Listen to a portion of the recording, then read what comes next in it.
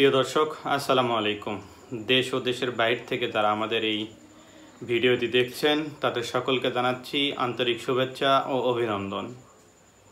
প্রিয় দর্শক, আজকে আপনাদের মাঝে যে বিষয়টি নিয়ে আলোচনা করব সেটি একটি আপনারা বলতে পারেন রাজনৈতিক বিশ্লেষণ, অথবা বলতে পারেন সামাজিক যোগাযোগ মাধ্যম ভাইরাল একটি বিষয় নিয়ে বিশ্লেষণ। আপনারা সকলেই অবগত আছেন, বাংলাদেশ জামাতে ইসলামীর ভারপ্রাপ্ত সেক্রেটারি জেনারেল এটিএম আজহারুল ইসলামকে হাইকোর্টের আপিল বিভাগ মৃত্যুদণ্ড থেকে বেকসুর খালাস দিয়েছেন। এই বিষয়টা নিয়ে সামাজিক যোগাযোগ মাধ্যমে একটি আলোচনা সমালোচনার ঝড় উঠেছে। যে যার মতো পোস্ট করছে, যে যার মতোভাবে প্রতিবাদ জানাচ্ছে, অভিনন্দন জানাচ্ছে। কেউ বলছে বিচার বিভাগ স্বাধীন হয়েছে, ন্যায় বিচার প্রতিষ্ঠা হয়েছে, আবার কেউ বলতেছে রাজাকারকে, দেশদ্রোহীকে কেন বেকসুর খালাস দেওয়া হলো। প্রিয় দর্শক, এই বিষয়টা নিয়ে আমি আপনাদের মাঝে খোলামেলা আলোচনা করতে উপস্থিত হয়েছি। এখনও যারা আমাদের এই চ্যানেলটি সাবস্ক্রাইব করেন নাই, সাবস্ক্রাইব করে আমাদের পাশে থাকুন। অন্যকে দেখার সুযোগ করে দিতে আমাদের এই ভিডিওটি শেয়ার করুন। প্রিয় দর্শক, আপনাদের সকলের অবগতির জন্য জানাচ্ছি, এটিএম আজহারুল ইসলাম ছাত্র জীবন থেকেই ইসলামী আন্দোলনের সাথে যুক্ত। ছাত্র জীবনে বাংলাদেশ ইসলামী ছাত্র শিবিরের বিশ্ববিদ্যালয় শাখার সভাপতি ছিলেন।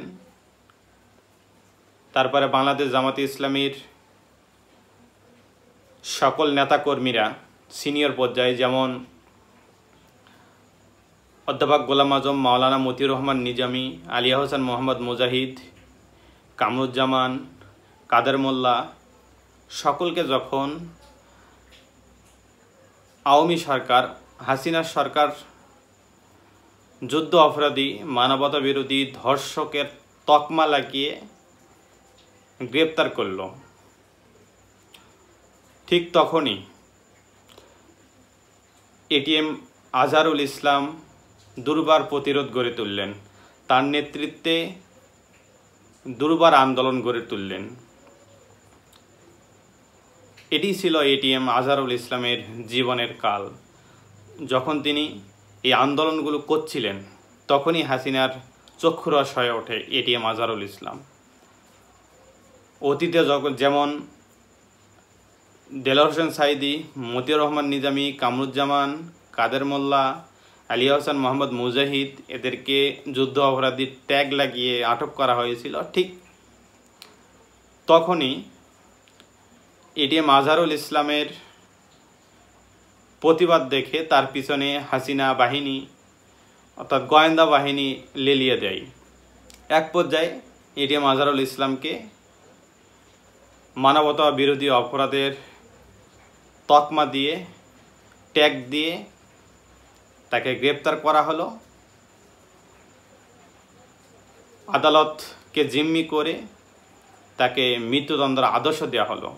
কিন্তু তার পূর্বেই বাংলাদেশ জামাতে ইসলামীর সকল স্তরের সিনিয়র নেতা আলী হোসেন মোহাম্মদ মুজাহিদ, কামরুজ্জামান, কাদের মোল্লা, মতিউর রহমান নিজামী, এদেরকে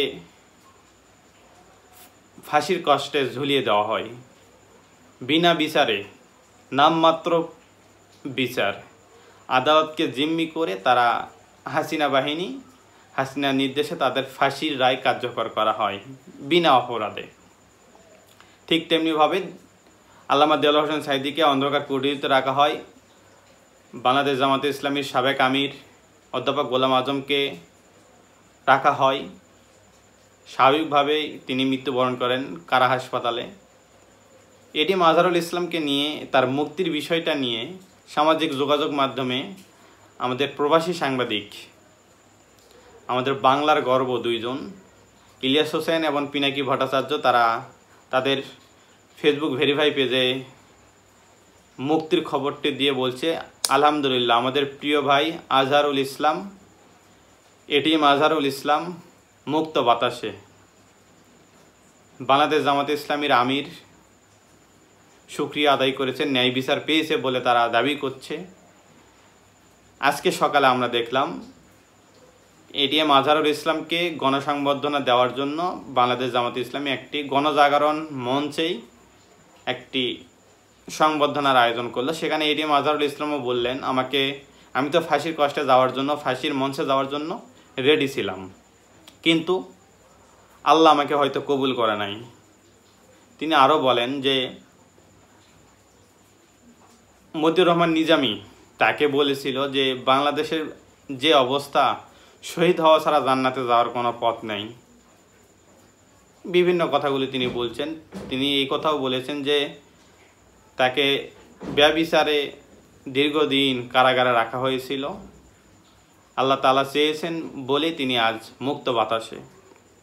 কিন্তু তার এই মুক্তিকে কেন্দ্র করে, তার বেকসুর খালাসকে কেন্দ্র করে বামপন্থী কিছু দল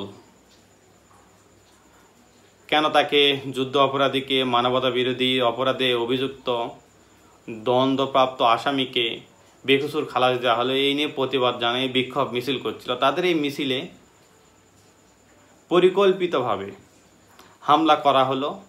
হামলা করে তার দায় দেওয়া হলো শিবিরের ছেলেদের। আসলে এটি কতটুকু যৌক্তিক, বা এটি বাংলার ছাত্র জনতা কিভাবে গ্রহণ করছে? আজকে আমার দেশে একটা প্রতিবেদন করেছে দেখলাম, সেখানে লিখছে যে ছাত্র শিবিরের ভাইরা সেখানে হামলা করে নাই, হামলা করেছে পরিকল্পিতভাবে আওয়ামী ফ্যাসিস্টরা। তারা আন্দোলনও করেছে আওয়ামী ফ্যাসিস্টদের অনুমতিতেই বা তাদের উত্তরসূরিরাই। তাহলে আজকে আমরা একটা জিনিস ক্লিয়ার হলাম, বাংলাদেশ জামাতে ইসলামীর সাবেক ভারপ্রাপ্ত সেক্রেটারি জেনারেল এটিএম আজহারুল ইসলামকে মিথ্যা অপবাদ দিয়ে হাসিনা সরকার, আওয়ামী সরকার দীর্ঘদিন কারাগারে আবদ্ধ করে রেখেছিল ফাঁসির আদেশ দিয়ে। আজ তিনি ন্যায় বিচার পেয়েছেন। সারা বাংলার মানুষ তাকে সংবর্ধনা দিচ্ছে, অভিনন্দন জানাচ্ছে। প্রিয় দর্শক, আজকের পর্বটি আমি এখানে শেষ করছি। যাবার আগে একটি কথা আপনাদের জানাচ্ছি, আমাদের এই ইউটিউব চ্যানেলটি আমরা নতুনভাবে যাত্রা শুরু করছি। ভাইরাল কিছু বিষয় নিয়ে চুলচেরা বিশ্লেষণ করার জন্য। আশা করছি আপনারা সকলেই পাশে থাকবেন, আমাদের এই চ্যানেলটি সাবস্ক্রাইব করবেন।